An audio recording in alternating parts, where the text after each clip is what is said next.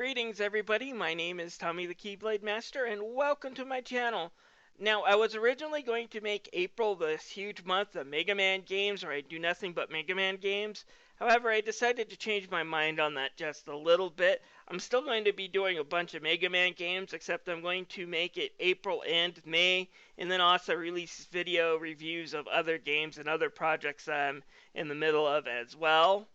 But today I wanted to start off by talking about my thoughts on Capcom. The last few years they haven't exactly been Mr. Popular, but I don't hate them. That's not to say this is going to be leave Capcom alone type video, because it's not. I understand the anger because I'm pissed at them too. It's just that I don't think that we're going to be getting great Mega Man games if someone else comes and buys them out, because they have set themselves up to be hostily taken over. They've actually thought that was a way to deal with some of the financial problems they're having. While they are getting better back in the green, but that's only after they cut out a lot of studios and done some other stuff that's going to leave them a smaller and less powerful company in the long run. But anyways, let's talk about what's been going on and why people have been ticked, and my thoughts on what's been going on. Now, Capcom used to be one of my favorite game developers. They were the type of people that, when Tatsunoko vs. Capcom came out and a lot of Americans started petitioning Capcom to release that game in America, a game that required Capcom to probably jump through a whole bunch of hoops with their IP. And I think it's one of the first anime crossover games that have actually hit America. We're going to be getting 2 or 3 of those this summer as well. One from Shonen Jump, another one was made by Sega and has crossovers from things like Sword Art Online. But this was like one of the first games that actually had crossovers from other anime series. And the reason why these are so hard to do and to put out is that oftentimes these Japanese companies will take their IP and then license it out to different companies. For example, they might license said anime cartoon they made to Funimation, and then they might license the next one out to Viz.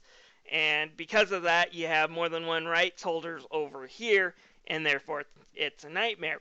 Capcom actually jumped through a bunch of hoops and got us that game. Our version was a little different than the Japanese version, had to remove a few things, of course, but they actually gave us that game.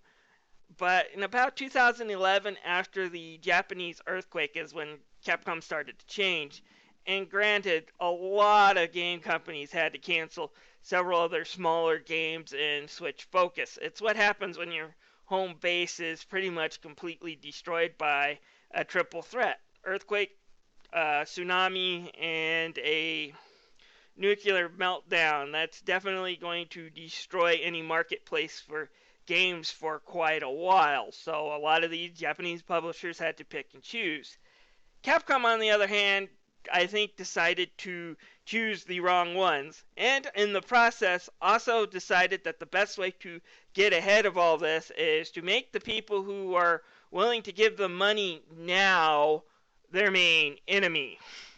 They have even stated that, they want the Call of Duty crowd, and that's the reasons for some of their actions, for some of their thinking. They are actually copying EA and Activision with their business plan, and it's kind of like, hello Capcom, have you seen the worst companies in America list? Those guys usually are on that list because gamers may enjoy some of the games that they publish, but they don't exactly like the way they treat them, and you're not making Call of Duty, Capcom. And on top of that, I should also mention the Call of Duty fan base oftentimes only plays and pays attention to Call of Duties. It's why I kind of made that joke in my lame April Fool's video. That's all they care about. Activision could release a giant steaming pile of a game and call it Call of Duty Giant Steaming Pile, and a lot of these people would still show up at GameStop the day of its release and buy it. But anyways, Capcom has stated that's what they want to get. And in the meantime, they keep on trying to alienate their fans, the one key group of people that is actually spending the money. Before I go into their many sins, let's talk about one or two things they've done right. First off, they do support the Virtual Console. It's one of the few things that has kept my Wii U from collecting too much dust, is the fact that I can download classic games. They have released pretty much a good slew of their library onto the Nintendo Wii U. I appreciate it. I bought a few games from them. They've also made DuckTales Remastered. Not only did they, WayForward, and Disney do a good job collaborating, making that a great game, they also went out of their way and released that on physical disc when fan demand wanted it. And I got a few good Christmas gifts out of that too. Thank you, Capcom. But now let's start with a lot of their screw-ups. Okay, let's first start off with Mega Man. Now, I can understand some of the reasons why they have to be careful with Mega Man games. They are short, and one of the controversies a month or two ago on YouTube was just how long a game should be, what is too short. And the correct answer really is how long does the experience stay enjoyable is the best answer for that. But anyways, Mega Man games are short now for modern games nowadays. They're 13 to 15 stages long, usually only take 3 or 4 hours to beat. They're better off when they're kind of in this old school setup, which is we're going to beat you up and send you back to the beginning of either the game or the stage to increase the longevity. So they don't exactly fit the modern gameplay style. So they either have to be downloadable games or portable games. So I can understand some of Capcom's hesitation. However, let's see what they did to screw things up. Well, first off, Mega Man Universe, which I think would have been a huge game. Yes, the main game would only have been 2 or 3 hours long. It would be a remake of Mega Man 2, just with more modern graphics. But what would have sustained that for the long haul, and I think would have made it a game that someone could probably play forever if that was their desire, was the fact that it was going to have a level creator. Now, I have played Mega Man Powered Up. You can expect that today, too, as one of my reviews. But it had a really great level creator. This one was going to be even better. It was going to be on the consoles. It was going to have Xbox 360, PS3 architecture for the online. They canceled it mere weeks before being developed. What did they use those assets for? What did they announce the same day that was canceled? Ultimate Marvel vs. Capcom 3. Folks, at that time I had still had the cellophane wrapper from Marvel vs. Capcom 3 in my trash can. They had just released that, and now they're telling us, well, we're going to buy stuff that we could go through patches and DLC and charge you full amount while canceling a brand new game and original idea IP. Needless to say, I was pissed. And then the whole Mega Man Legends 3. Let's talk about that too, because a lot of people are still sore about that. If you haven't played Mega Man Legends 2, that game ends on a cliffhanger. He gets pretty much jettisoned out into space. People waited a decade for talks of the sequel. We finally get talks of the sequel. In fact, we even see online running demos of this sequel. And mere weeks away from one of the parts, because there was going to be 2 parts, an eShop game and then maybe a main game, Capcom cancels it. Who do they blame? Well, they could blame the earthquake, because like I said, that annihilated a lot of their market base, I'm sure, and cost them a lot of money. That was not something a country just brings back from economically right away. They could blame that. They can also blame the fact that at the time, the Nintendo 3DS was an expensive pedometer / paperweight.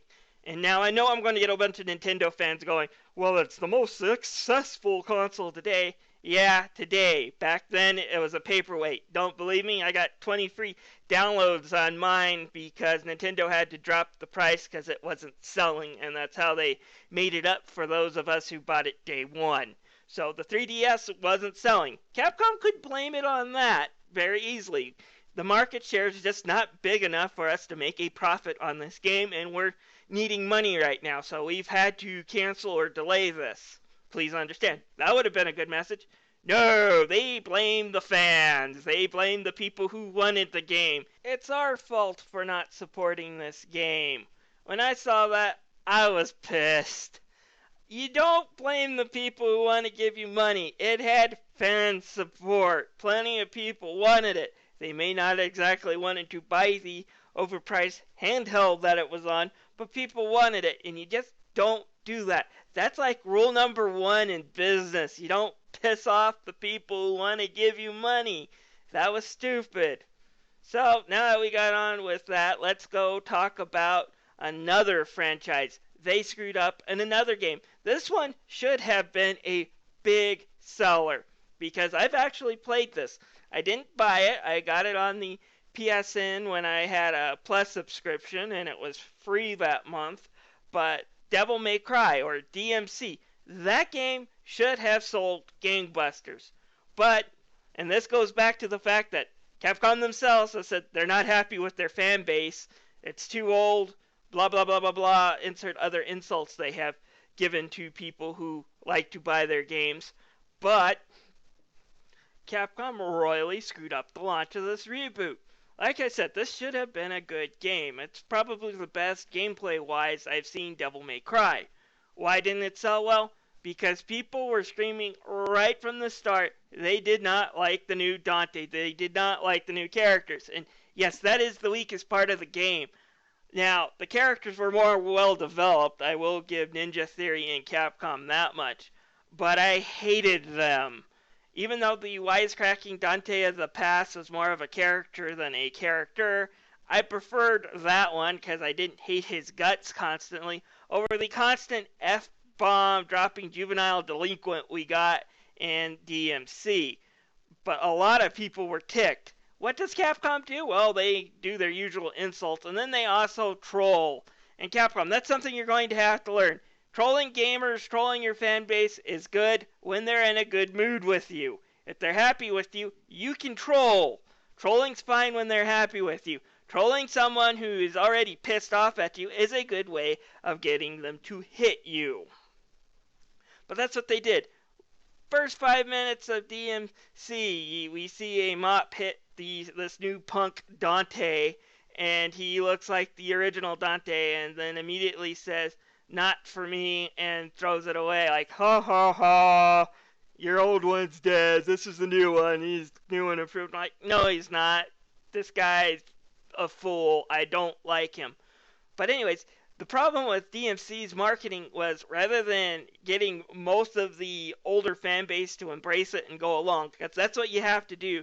Granted, whenever you reboot, you're going to lose some of that hardcore fan base that wants to keep things the way they are. That's just the way reboots are. Not everyone's going to enjoy the new one. You're going to lose. But for every one you lose, you hope to gain 3 or 4 more. But when you alienate the entire fan base, the entire group of people who want to buy that game, and over something that is kind of stupid because it didn't really deal with the core of the game at all. DMC's an action game, so story's not the height of the reason why people are going to play it. But when you alienate these people, you're going to have it bombed. Like I said, most of the DMC fan base that I saw did not like these changes to the character, to the story. And because of that, it got a massive backlash rather than fan support. And DMC was Devil Did Bomb. Like I said, kind of unfortunate. Who knows? Hopefully some of that anger has gone away and this new reboot, new direct port, or whatever you're planning on the Xbox One and PS4. I'm not interested in buying it. I played through the game once. It's not a game that I want to really play again. And again, I didn't enjoy the character at all. Let's see here. Of course, Resident Evil, that one I'm not a big fan of, but you managed to tick off quite a few people recently because you basically called them too old for you to care about. That was one of the lines that you did say, Capcom. I remember that. So, that's the fan base you're going to have to also reconcile with. I'm not a big fan of it. I played a few games. I can understand both points. You want the action junkie. A lot of zombie games nowadays are more action-based. Left 4 Dead and all that are more action-based shooter co-op games, rather than what the original Resident Evil was, which was this survival horror game where you had to plan and use your resources wisely or else you're going to get eaten. So I can understand Capcom wanting to change that. I'll give them a little slack on Resident Evil, but then I'm not a diehard fanboy of that. If you are, feel free to leave a comment below about it. Anyways, I think I pretty much said everything I want to say to Capcom, except for a few suggestions if you really want to get back into full swing. I suggest you start acting more humbly towards your fan base. Stop trying to sell us DLC that's already on disc. That's a great way to piss us off. I also suggest using some of your old IP. You've been talking about needing to develop new IP, and that's understandable. You need to increase your fan base. Any game company that says we're going to make it big with just our current fan base, we're not going to innovate our current IPs or create new ones, is eventually going to be a company that's going to be out of business. So I understand that. But you do have old IP that's just begging to be used. It just needs the right developer. For example, you have Beautiful Joe, another game like Mega Man Legends 2 that ends on a cliffhanger and never was really finished. It was meant to be a trilogy. Why don't you go to Way Forward, the same people who did DuckTales Remastered? They do great games like this.